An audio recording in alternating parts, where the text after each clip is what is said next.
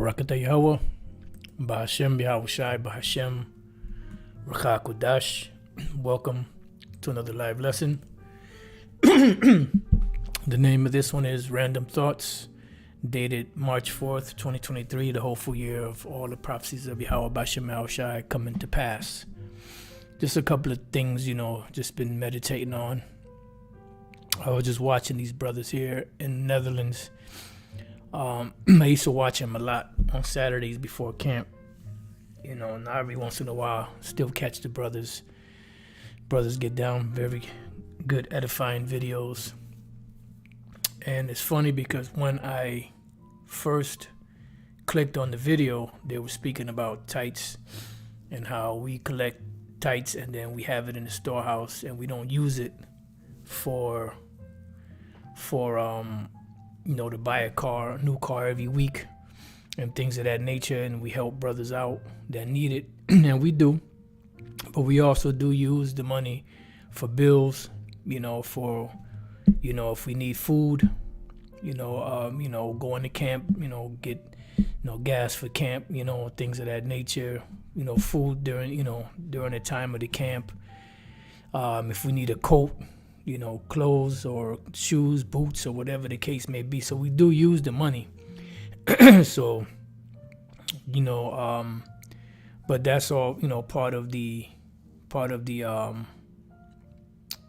ministry, and I'm going to read a couple of precepts that came to mind.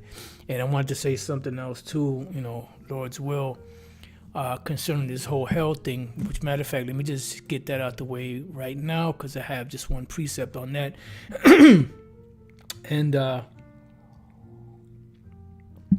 was just watching Elder Pastor's video that he just finished doing, premiere, and he was pretty much speaking on it, speaking of High Priest Ariad, speaking in general of the things that are going on excuse me, with certain of these camps. And pretty much the sentiment that's being pushed out there is that there's a such thing as hell, a third hell, as Deacon Malachi put it. And that's everlasting burning, which is total nonsense, and it's nothing more than a fable, a myth. So Yahushua spoke about when he was teaching his ministry, you had those that believed and most did not believe, and then you had the Pharisees, which was one sect, or religious sect of the nation of Israel, and you had some of them that believed, but the majority of them didn't believe.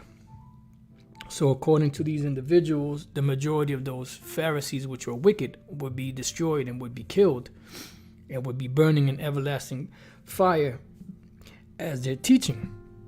Well, they came to Yahushua asking him a question in Luke 17:20, and said, and when he was demanded of the Pharisees, matter of fact, let me put the red letter edition. And when he was demanded of the Pharisees, so we know that some of the Pharisees were righteous, but the majority of them were wicked. When the kingdom of the Most High should come, right? Excuse me. So they were asking him, when is the kingdom of the Most High coming? Right? So Yahushua, and he answered them and said, the kingdom of the Most High cometh not with observation. Because they're looking, okay, there comes the kingdom of heaven, a big caravan, of different parts, temples and, palaces and different roads to be put in place, constructed in one place, and then taken to a particular area in Jerusalem and then assembled. That's how they were looking at it. So Yahushua said that the kingdom of heaven, or the kingdom of the Most High, cometh not with observation, neither shall they say, lo here, O lo there. Behold, the kingdom of the Most High is within you. Why? Because the kingdom of the Most High begins with this truth. You see, and they are Israelites, although you had wicked Israelites among them. And even the most wickedest Israelite out there, when the kingdom of heaven is established, they're going to come back, in the kingdom of heaven and be born to the ones that make it on this side. And this is the great mercies of Yahweh Bashem Yahweh Shai. So that whole thing about everlasting fire, those burning in hell forever, that's a fabrication, a lie. This is false prophet teachings, damnable heresies. Matter of fact, let me go to that scripture real quick, and then we can move on to the next topic. 2 Peter 2:1, it says, "But there were false prophets also among the people, even as there shall be false teachers among you, who privately shall bring in" what? "Damnable heresies, even denying the Lord that bought them, and bring upon themselves swift destruction." So the damnable heresies is what? Damnable meaning they'll be damned to what? To the destruction that's coming, and they were heresies. So now you have a damnable heresy. Let's look up the word damnable, right? Damnable is the word apoleia, which means destruction, which these teachings will lead to destruction. By thy words thou shalt be justified, and by thy words thou shalt be condemned. Destroying, utter destruction of vessels, perishing, ruin, destruction of money, the destruction which consists of eternal. This is bullshit right here. This is what the IUIC is teaching. No, it just means that you are going to be destroyed completely. When the destruction comes, there's no in between. There's not, okay, well, since you committed so and such, your arm and your left leg and one of the toes from your right foot and your shoulder, one of your shoulders and one of your ears is going to be destroyed, and the rest of you will be saved and you'll get them back later. No, it's either you'll be totally destroyed or you will be totally delivered, and the ones that make it will bring back the ones that are destroyed, because spirit is fire. You cannot destroy fire. Spirits are a part of the Most High. He is the father of spirits. So if he was to destroy a spirit, he would destroy him, a part of himself. And we know that he created both sides. So you can't destroy a spirit. The Most High is the father of spirits. Everything emanates, all energy emanates from the Most High, whether it's righteous or negative. All right? So the kingdom of heaven being within these men, that some of them were righteous and some of them were wicked, they're going to be in the kingdom regardless, because he told them the kingdom of heaven is within you. He didn't say the kingdom of heaven is within the righteous or the elect of you, as opposed to those that are wicked. It ain't in you. No, he just said it in general. So you have damnable heresies that lead to what? Destruction. The word heresies is hairesis, act of taking, capture, an example, storming the city, right? And that's those false teachings. They storm the truth. That's why it says you're gonna, be in this storm, this storm, this tempest, and eventually, those that are founded upon a rock will be delivered and will not be destroyed or will not be pulled away by these seducing spirits. It says choosing choice, a body of men following their own tenets, right? Sect or party, right? So they were following their own tenets, sect or party. Like you had the Sadducees, the Pharisees. Then you had, so-called Christians, which are Hamashiachim. Dissension arising from diversity of opinions and aims. And this is what it is. Damnable diversity of opinions and aims. Which, like the Apostle Paul said, when you come together, every one of you has a psalm, has a hymn, has an interpretation. Let all things be done unto edifying. Because the scriptures speak about being in one mind. All right? So that's the damnable heresy. And what does the scripture say about an heretic? Let's go to Titus chapter 3. And 9. But avoid foolish questions and genealogies and contentions and strivings about the law, for they are unprofitable and vain. A man that is an heretic after the first and second admonition reject. Right. So the job of a true prophet, a true teacher, is to, if he catches a heresy, address it. And after the first and second admonition, then leave that man alone. Why? Knowing that he that is such is subverted, meaning overthrown, and sinneth, being condemned of himself. Right. Why? Because he's going to be justified by his words, or he's going to be condemned by his words. So after you warn them, then leave him. Because the scriptures say, he that being often reproved hardeneth his neck, afterwards shall be destroyed, and that without remedy. So they'll be destroyed, but then eventually what? They'll come back in the kingdom of heaven through the ones that make it.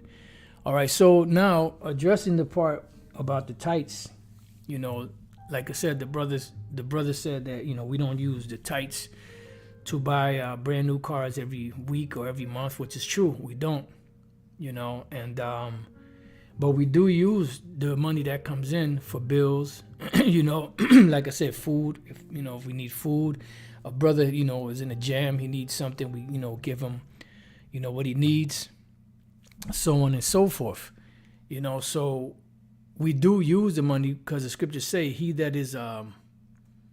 I can't think of the exact quote, but they live of the gospel, something along those lines, So if you are teaching, it says the workman is worthy of his hire. The laborer is worthy of his hire. Just bear with me 1 second. I'm just trying to get this thing going. The workman is worthy of his hire. So what I wanted to get into was the book of, first let's deal with Malachi 3:8. It says, will a man rob the Most High? Yet you have robbed me. But you say, wherein have we robbed thee? In tithes and offerings. Right. Now, does the Most High need this money? No. It is needed for the ones that are out there doing the work, teaching this word. Brothers, come into hardships. The Apostle Paul said, I have learned to be abased, and I have learned to abound. Ye are cursed with a curse, for ye have robbed me, even this whole nation. Bring ye all the tithes into the storehouse, that there may be meat in mine house. And prove me now herewith, saith the Lord of hosts, if I will not open you the windows of heaven and pour you out a blessing, that there shall not be room enough to receive it. Right. Because at one time, you may go through times where you don't have nothing, or you might be in a jam, and all of a sudden something happens to where, you say, the hell with it. The Lord said he's going to take care of me. And eventually what happens? Something comes through and the Lord helps. Why? Because you put your trust in him. It says, and I will rebuke the devourer for your sakes. Right. In other words, your blessings will be secure. And he shall not destroy the fruits of your ground, neither shall your vine cast her fruit before the time in the field, saith the Lord of hosts. So moving on, this is dealing with Paul's use of liberty. 1 Corinthians 9:1. Am I not an apostle? Am I not free? And Yahushua told the disciples what? Take no scrip with you. Take nothing with you. Just go and teach the word. For the laborer is worthy of his hire. Have I not seen Yahushua our Lord? Are not you my works in the Lord? If I be not an apostle unto others, yea, doubtless I am to you. For the seal of mine apostleship are ye in the Lord. Mine answer to them that do examine me is this: have we not power to eat and to drink? Right, because we that's doing the work, we do have the power to eat and to drink. We do get hungry. We do have necessities. We do have needs. We do have to pay bills. Scripture say that we're subject to payments. Have we not power to lead about a sister, a wife, as well as other apostles, and as the brethren of the Lord and Cephas? Or I only and Barnabas, have not we power to forbear working? Right. Could we not say we don't want to work, just do the work of the Lord if we have that power? Yes. But then when the work comes up, we still do work, and you have bishops that busting their ass out there, still grinding, to the wee hours of the morning sometimes, so that they can, pay their bills. It says, who goeth to warfare any time at his own charges? Right. So if this is a warfare, a spiritual warfare. So when you go to war, the king usually hires an army. And that army doesn't go to, okay, you know what? We're going to go to war for this particular king, but we're going to flip the bill, or however you say that. No. The king, goes into his treasury and he gives, a certain amount to them so that they can get the provisions necessary to do this battle. It says, who planted the vineyard and eateth not of the fruit thereof? Or who feedeth the flock and eateth not of the milk of the flock? Correct. So if you're doing the work, you should be able to reap the benefits, of doing the work. If you labor, the labor is supposed to be taken care of. It says, say I these things as a man, or saith not the law the same also? For it is written in the law of Moses, thou shalt not muzzle the mouth of the ox that treadeth out the corn. Right. So when the ox is plowing, you're not supposed to muzzle him, so that when he gets hungry in the midst of plowing or whatever the case may be, you have to feed him so that he can continue working. Then he goes on to say, doth the Most High take care for oxen? And the answer to that is yes. Or saith he it altogether for our sakes? For our sakes, no doubt.